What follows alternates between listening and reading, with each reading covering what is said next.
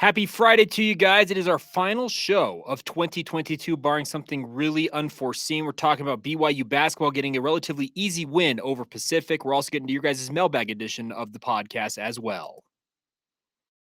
You are Locked On Cougars, your daily podcast on the BYU Cougars, part of the Locked On Podcast Network.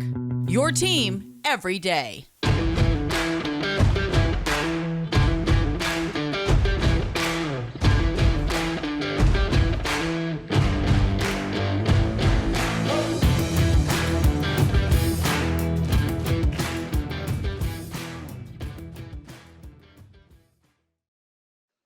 What is up, everybody? I'm Jake Hatch, your host here on Locked On Cougars, resident BYU insider. Thank you for making Locked On Cougars your first listen of the day. Coming to you a little bit later on a Friday, but nonetheless, thank you for making some time to join us here on your only daily podcast focused on the BYU Cougars. Title sponsor on today's show is our friends over at BetOnline. BetOnline has got you covered all season long with more props, odds, and lines than ever before. That's BetOnline, where the game starts.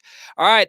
Apologies for the lower quality of the video / audio if it sounds or looks different than typical. Had some issues last night with regards to recording in my home studio. So I'm actually coming to you guys live from my work studios, one of the many studios here at KSL Broadcast House in the Triad Center in downtown Salt Lake City. But thanks all the same for joining us. Today's show, we'll talk some hoops. We'll get to that in a minute. But I promise you guys we get to a mailbag edition of the podcast. We typically do it on Thursday, but some pressing other news in the BYU sports front push that to the back burner. So let's get right to your questions on today's show. And one that I think is the one to start the show off with today involves two pieces of news that I've talked about earlier this week. And it comes in via questions from Colby Nelson, our friend on Twitter. He DM'd me last night, says, Jake, I hope I make it in time for the podcast. Well, with everything that happened, Colby, you made it in plenty of time. Says, I am curious if there's any more movement on the last defensive coach front. I know you said he was on the San Diego State staff. Their bowl game is over, so I'm curious why there hasn't been an announcement yet. Also, any news on the JC quarterback from Riverside, if he will sign? Do you think he has another offer somewhere else and may sign there? Now, those are two different pieces of news that I've talked about this week. It's not hard to realize who's on that San Diego State staff with BYU ties. It's their defensive line coach, Justin Enna, the former BYU linebacker. There have been strong rumors of him joining the BYU staff, and I was under the impression, told by somebody that knows far more than I do, that there would be an expectation of him being announced as BYU's final defensive coach shortly after San Diego State finished their bowl game. Now, that has not happened quite yet this week. Does that mean it's not going to happen? No, it still very well could happen. They may be ironing out final details, that type of stuff. But also, could there have been other opportunities that popped up for Enna, or is there another coach that suddenly became available that BYU wants to interview? That there are so many different moving parts with this that I can report news one day, and it feels like in 10 to 15 minutes in relative terms, it changes. And that's the same thing with the JC quarterback. Speaking of Jake Retzlaff, I said earlier this week, you probably should get familiar with him. Highly thought of JUCO quarterback out of Riverside Community College down there in Southern California. Threw for over 4,500 yards this year, 44 touchdowns, 14 interceptions. He seems like a guy that would be a tailor-made fit for BYU. But there's some people out there on social media saying that he is a sign, but he's just waiting and biding his time till he makes his announcement. Could that be the case? Sure. But I'm of the opinion if he truly had signed with BYU, he would have been announced by now. So I think BYU's probably still pursuing him and finishing up the recruiting process with him. Are there other quarterbacks similar to the coaching thing that popped into the transfer portal that BYU's interested in engaging their interest before they move forward? There are so many moving parts with both of these, Colby, and to all of you out there that may probably have similar questions, why hasn't this stuff happened yet? It's a timing thing. You have to make sure everything lines up. You have to, if it's a coach, you got to have the interviews done. You got to have people sign off on the hires. You got to make sure all that's buttoned up before you make the announcement they're joining your staff.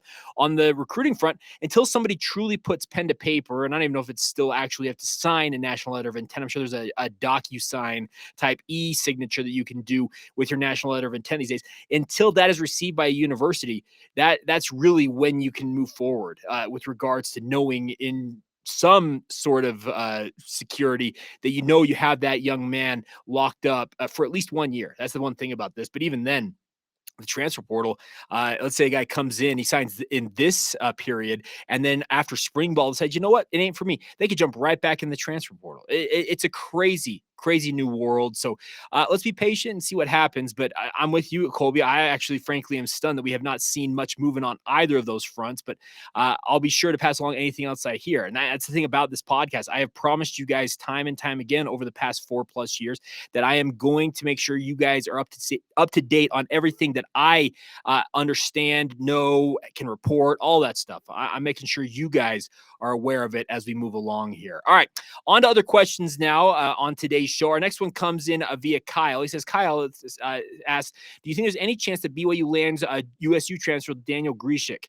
Now, the defensive line has already gotten significantly better, Kyle continues, but they still need to get one more, and this guy is better than anybody else we had last year, it seems, speaking of BYU. Now, Grishik, I think, would be a very, very welcome addition to the BYU football program, frankly. A guy who had 8.5 sacks, if the the stats bear out, I believe 12.5 tackles for loss. Very, very accomplished pass rusher. And BYU could do a lot worse than at least reaching out to gauge his interest. Consider a guy like Isaiah Bagnaw, who at one point led Boise State in sacks, and having a guy like Daniel Grishik on the other side potentially as a pass rusher for BYU. That would significantly upgrade BYU's pass rush ability and just the overall defensive line. Do I think that anything is imminent with him? I don't, but that doesn't mean I don't know, per se. Now, there's another Utah State transfer, though, that Waylon Lapuaho, the former Bingham High star, spent his true freshman season starting on the offensive line for Utah State. He announced shortly after Grishik announced he was going in the transfer portal that Lapuaho was also entering his name into the transfer portal. And just minutes after he actually made that formal announcement, he announced that BYU had offered him. I would say at this point, I think all things point to Waylon Lapuaho being a BYU Cougar. He's got family connections to the BYU football program. I actually thought that he was the younger brother of former BYU offensive lineman Louis Lapuaho, if you remember Louis from the mid-2010s. Playing for BYU. But Louis actually clarified that for me on social media and said they're actually cousins, him and Waylon. But nonetheless, the Lapuaho last name carries a lot of weight in the football circles in this state. And get a guy like Waylon Lapuaho, to me, with the experience he has as a starter for Utah State, in my mind, he might be a guy who could come into BYU and immediately challenge for playing time, if not a starting job at guard for BYU.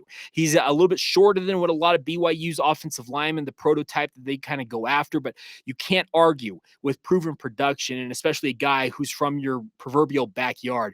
Bringing him to BYU makes a whole lot of sense, but we'll have to wait and see on that status. But I would think that BYU is probably in the lead for Waylon Lapuaho at this juncture as a recording of this podcast. On to more questions here. Jeff Henor, our good friend from Atlanta, says, Jake, what's the word on Gunnar Romney and Peyton Wilgar? Well, I think we got the word on Gunnar Romney via Fesi Sitake earlier this week, put out a very, very complimentary tweet about Gunnar Romney and all he meant to the BYU football program. I don't know what Gunnar's ultimate grand plan is. I would assume that if he can get back to being somewhat healthy, he probably goes through pro day and sees what NFL opportunities are out there for him. But at the same time, I also get the sense that he just might be ready to move on with life. Football was a season that he of his life that he played out, and now it's time for him to move on. I could very well see that being a possibility for him. On the Peyton Wilgar front, Jeff, I've got no clue. Peyton was a guy that missed the back half of the season with a high ankle sprain, a fairly severe one, if I understand it correctly. And we saw him as a media corps during practices when the team was out practicing. He was inside the student athlete building with his wife and kid in tow. So I'm assuming he's done playing for BYU. That's my assumption, because it sounds like he was going to go into the transfer portal, and there were rumors linking him to Utah. And I don't know what Peyton Wilgar's status is, frankly. I've got a better feel on Gunnar than I do Peyton Wilgar. Now, you also asked this, Jeff. You said, also, I am of the opinion that the offensive line is the closest unit relationship-wise in football. With that being said, any chance that the Funk-Fano confrontation played a role in many of our starters leaving? Now, I don't profess to be an expert on what happened between Daryl Funk's family and the Fano family. I've heard the rumors. I've read some of the things people said about it. I don't know what exactly happened, so I'm not going to begin to speculate on that. But what I can tell you in terms of the 5 starting caliber linemen that are leaving BYU, and we are counting Blake Freeland in this conversation. We have not seen a formal announcement from BYU's star left tackle, but he's accepted an invite to the Senior Bowl, all but ensuring in my mind that he's going pro. But so you lose him to the NFL. Harris LaChance announced he's going to the NFL draft, and I don't know why he made that announcement, because I understood that Harris LaChance was actually out of eligibility. But regardless, he's on to his professional future, as well as Joe Tukuafu. Joe has been out of eligibility seemingly forever, but he finally has used up all of his eligibility, so he's moving on. So 3 of them are headed for the NFL. That leaves 2, the Barrington brothers, who have announced their transfer destination is both going to Baylor.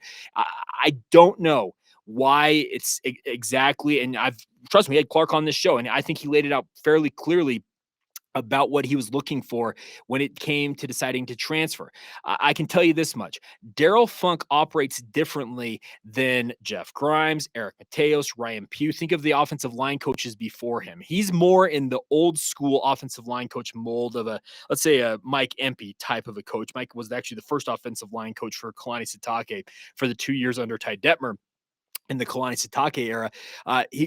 Funk operates differently than the 3 coaches that preceded him. And I'm including Jeff Grimes, even though he was never truly BYU's offensive line coach during his time as offensive coordinator. He was essentially the assistant offensive line coach while also holding the coordinator title. But Funk operates differently. And for the Barringtons, it sure seems like to me that they want to reunite with Eric Mateos and Jeff Grimes, and they feel like they mesh better with him than they do with Daryl Funk. Is that an indictment on Funk? You can interpret it as such, but I can tell you this much. I just know that he operates differently than those coaches, and that can at times cause guys to think, you know what, I need to look at something else. So hopefully that answers your question, Jeff. Next one coming in is via an account on Twitter that sent this to me. I am anonymous. That was their name. Literally, I am anonymous on Twitter. It says, hi, Jake. I haven't heard of any Weber State players coming to BYU. Are there any? Love the show. Well, I am anonymous. I hope to learn your name one day so I can thank you publicly for your compliment. But on the Weber State front, the one that I know of, and I think it makes too much sense for it not to happen, is the FCS All-American cornerback Eddie Heckard coming to BYU. Now, this was a guy who originally announced he was going to go into the NFL draft. This is a 3-time All-Big Sky honoree, was an All-American this past season, has been absolutely phenomenal for Weber State. Well, a couple days later announced he was in the transfer portal, and the fact that he was recruited by, played for, and just it seems like has a very good relationship with new BYU defensive coordinator oh my gosh, all of a sudden I went blank. Who am I thinking of? The former Weber State coach, Jay Hill. My gosh. Okay, apologies for that. I should not have had that gaffe happen, but regardless, you get where I'm going. Jay Hill, his relationship with him, I think makes too much sense for Eddie Heckard not to come to BYU. Show what he can do against Power 5, Big 12 level talent after being at an FCS level where he stood out. Why not show what you can do at the next level, speaking of the Power 5 level, before making the jump ultimately to the NFL? It seems like it's far too common sense for that to happen.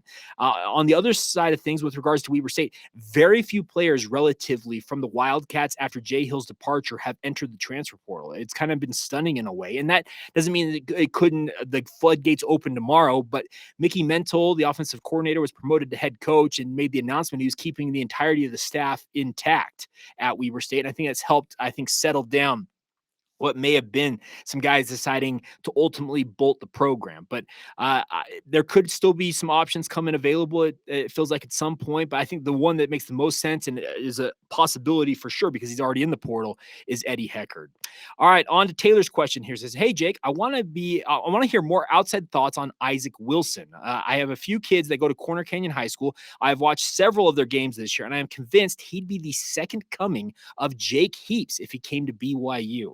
Now, Taylor, that is quite the take because Isaac Wilson is a more highly decorated recruit than his older brother, Zach, and we all know what Zach was able to do at BYU. Does that mean that he is capable of flopping? Yes, he is capable of flopping and being a Jake Heaps. There's always that possibility.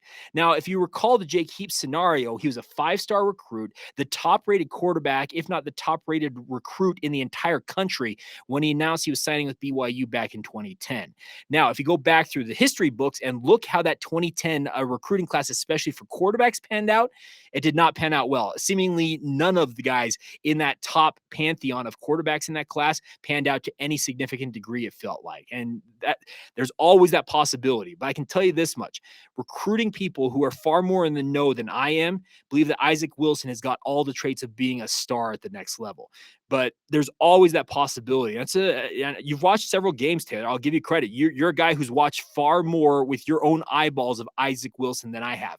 I had the opportunity to call 2 Corner Canyon games this year for the Deseret News Rewind or KSL Rewind squad. I do those high school games in the fall. I had 2 games for Corner Canyon this year, and each time I saw Isaac Wilson, he got off to a relatively slow start, but once he found his groove in those games, it was like he locked in and he was good to go at that point. And there was no shaking him after that. So only time will tell. And I don't necessarily, I'm not guaranteeing that Isaac Wilson's going to pick BYU. He very much seems to be a guy who marches to his own beat. I know all 3 of his brothers, speaking of Zach, Josh, and Micah so far, have all attended BYU.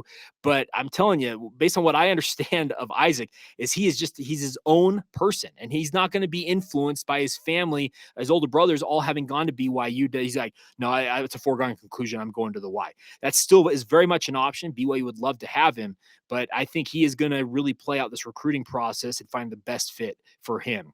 All right, final question here on this week's mailbag comes in via Mark and says, Mark says, Jake, what do you know about Luke Moga or Maga? I don't remember. I think it's Moga, the quarterback recruit from Arizona that BYU recently offered. Now, what I understand about Moga is he, similar to Isaac Wilson, is a highly thought of prep quarterback, but playing in the Arizona prep ranks. He is a guy that, watching his film, I've never seen him with my own eyes, obviously being down in Arizona.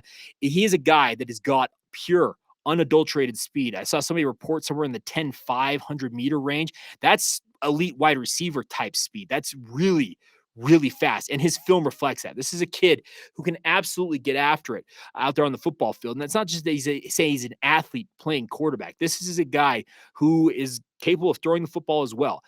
I think that BYU feels very, very good about their quarterback prospects they currently are recruiting in that 2024 recruiting class. Isaac Wilson's one of them. This Luke Moga kid is one of them. TC Manamaleuna up there in the Oregon area, who's a highly thought of 4-star prospect, is also in the mix.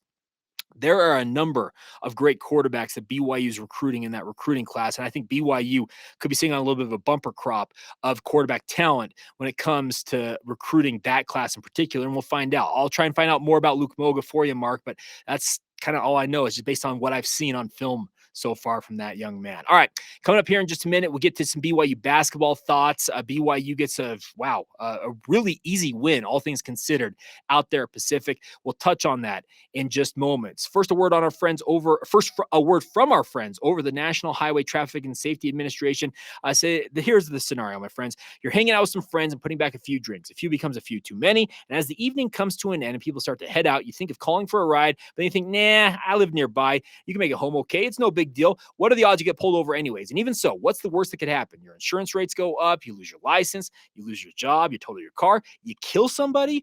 Everybody knows the risks of driving drunk. The results are often tragic and deadly. However, that doesn't stop everybody from getting behind the wheel under the influence. That's why police officers are out there right now looking for impaired drivers on our roads. Their goal simply is to save lives. So if you think you're okay to drive after a few drinks, think again, play it safe, and plan ahead to get a ride. It only takes one mistake to change your life or someone else's forever. Drive sober or get pulled over. This message brought to you by our friends over at NHTSA. Thank you once again for making Locked On Cougars one of your first listens of the day, if not your first listen. I know this show coming to you a little bit later on a Friday.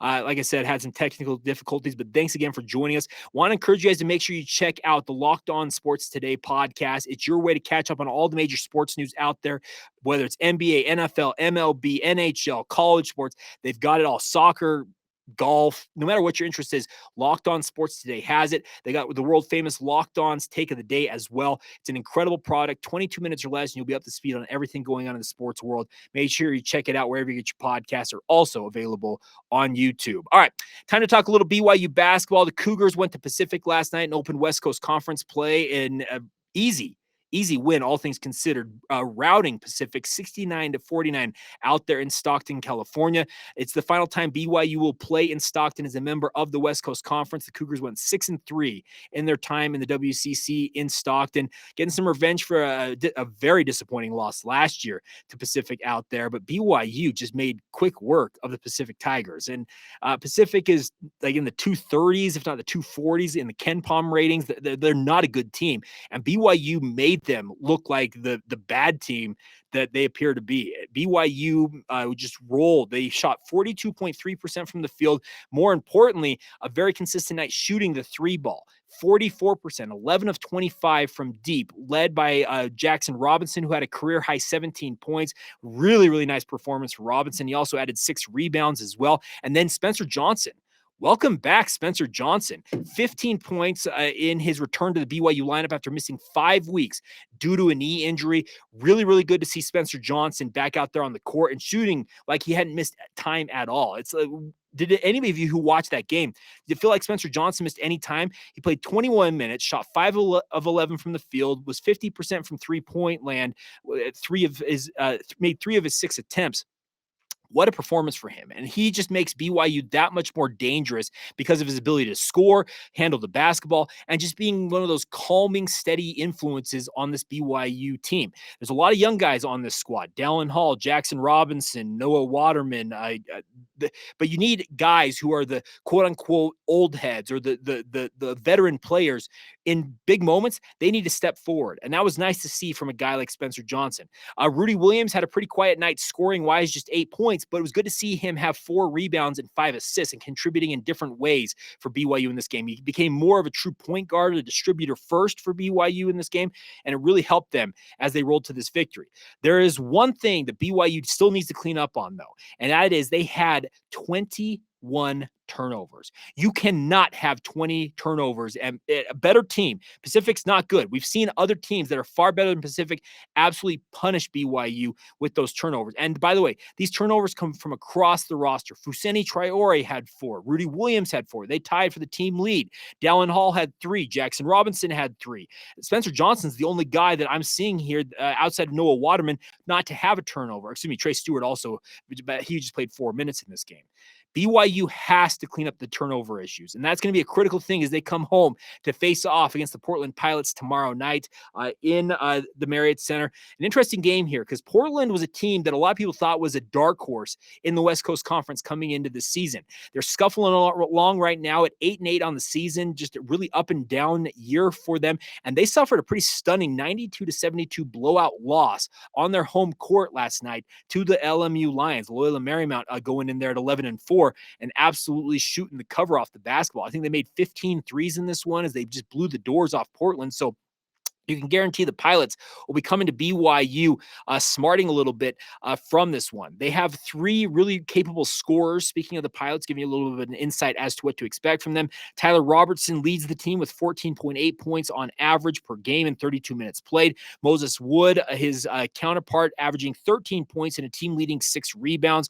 Robertson's also their top assist guy, averaging 5.7 assists. And then Mike Meadows, 12.3 points per game with Christian, I think it's Joland. I'm not 100% certain on how to pronounce that correctly. He's averaging 11.9 points. There is one other tie to the BYU basketball program on this roster, as many of you might be aware. Wyatt Lowell, the former BYU big man forward who transferred from UVU, was the former WAC freshman of the year, has dealt with a torn Achilles during his time at BYU, transferred to Snow College, rehabbed it, had a fantastic season playing for the Badgers last year, and now has joined the Portland Pilots. He's off to a little bit slower start this year. He's played in 12 games, averaging 8.5 minutes per game, 4.6 points, 1.4 rebounds, and just a shade under 1 assist per game. So not necessarily doing what he probably expected or hoped to do for the Portland Pilots, but like I said, a former Cougar coming back to face his former team. We already saw that earlier this year with Kobe Lee, as well as Gavin Baxter. Baxter actually retired from basketball, but there are ties across the college basketball universe to BYU, and this is just one of them with Wyatt Lowell coming back to the Marriott Center to play this game. I think this is an interesting matchup all the way around just because of the ability of a team like Portland. If they get hot, they can make life miserable for you, and BYU does have to fix that turnover issue. You got to cut those. If they can cut the turnovers in half to 10 per game, BYU's a far more dangerous team when they're taking care of the basketball. They at times get so careless with that ball. It's frustrating. It is really, really frustrating to watch them do that. But the hope is they will clean that up in that matchup tomorrow night. Once again, 7 o'clock, if you want to spend your New Year's Eve, at least part of it, at the Marriott Center, 7 o'clock tip-off. Catch the game on BYU TV or listen to it on BYU Radio. All right, coming up here in just a minute, it's the final show of the year. And barring something completely unforeseen, something crazy news, it is the final show of 2022. I got to give you some final thoughts as we close out the year on this podcast. We'll get to that momentarily. First, a word on our friends over at UCCU. UCCU is offering a 15-month savings certificate with an incredibly high APY of 4.00%. The best part is during that period of the 15 months with that savings certificate, you can jump up to an even higher rate of return during the life of your certificate. We all know the interest rates and inflation are on the rise. UCCU is here to help you guys take advantage of that with these savings certificates. The 4.00% APY return is significantly higher than any savings account, money market, whatever type of account you have your money sitting in right now. So take advantage of this opportunity. Lock it up for the 15 months.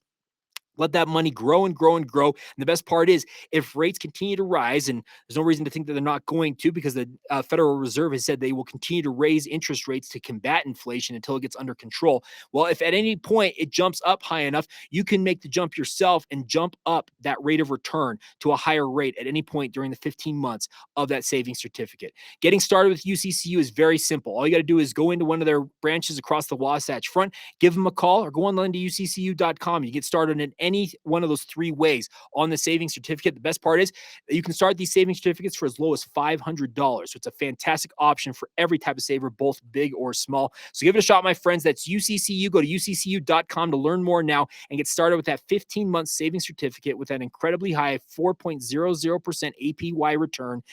Once again, that's uccu.com to learn more and to get started on that savings certificate today. That's UCCU. Love where you bank. Thank you once again for making Locked On Cougars your first listen of the day. Always appreciate you guys taking the time out of your busy schedules to join me here on this podcast. And it's the end of the year, folks, and I get a little wistful and I kind of get pensive in a way when it comes to the end of the year, looking ahead to the year to come. I just want to say this. Thank you to all of you out there. Based on what I looked at just before I recorded this podcast, we are just about 5,000 views and or downloads shy of 1 million. And what I mean by that is between the YouTube side of things as well as our regular podcast feeds out there, you out there in Cougar Nation have viewed this content no matter how short or long it was. If you watched every episode in its entirety or you tuned in for 25 seconds of one episode at some random point during the season. 1 million times almost. There's an outside shot. We may finish with 1 million combined views and or downloads this year, but I'm stunned. And I don't mean to come off as like, oh, he's just playing the humility card. No, that's not it. I love doing this podcast. It's a really, really fun outlet for me. It allows me to sit down and get a lot of my thoughts that I have collect during the days about BYU, doing my radio job. And I'm like, you know what? I can use that on the podcast. And that's what I try and bring every day is reasoned, well thought out takes on all things BYU.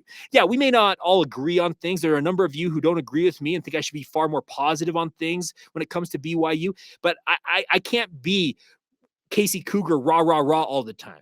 There are things that need to be pointed out when it's not good for BYU. I just talked about turnovers for BYU basketball. That's an issue. There remains an issue. It's been an issue all season long. There was one point this year for BYU basketball. They were number 300 and whatever, the second worst team in terms of turnovers per game. That's not good enough. So I use that to say this. I love doing this podcast. Even if you don't agree with me all the time, I thank you all for your contributions. Whether you guys are trying to keep me in check with something, you're filling me in on a pronunciation of a player's name, you're correcting me on a stat that I may have misquoted or had inaccurate. You know what? I thank you for all of it. The good and the bad. It makes me a better podcaster, makes me a better broadcaster, makes me a better radio host and producer. So just at the end of the year here, thank you for taking the time to join us every single day. We've got big plans for 2023. If we don't make it to 1 million this year, if we fall just short, guess what the goal is next year? 1 million and what? 1.2 million, 1.5 million. we are continuing to grow this. So if you want to be part of this, we'd love to have you guys be a part of it via social media. Reach out, Locked On Cougars on Facebook, Instagram, or Twitter.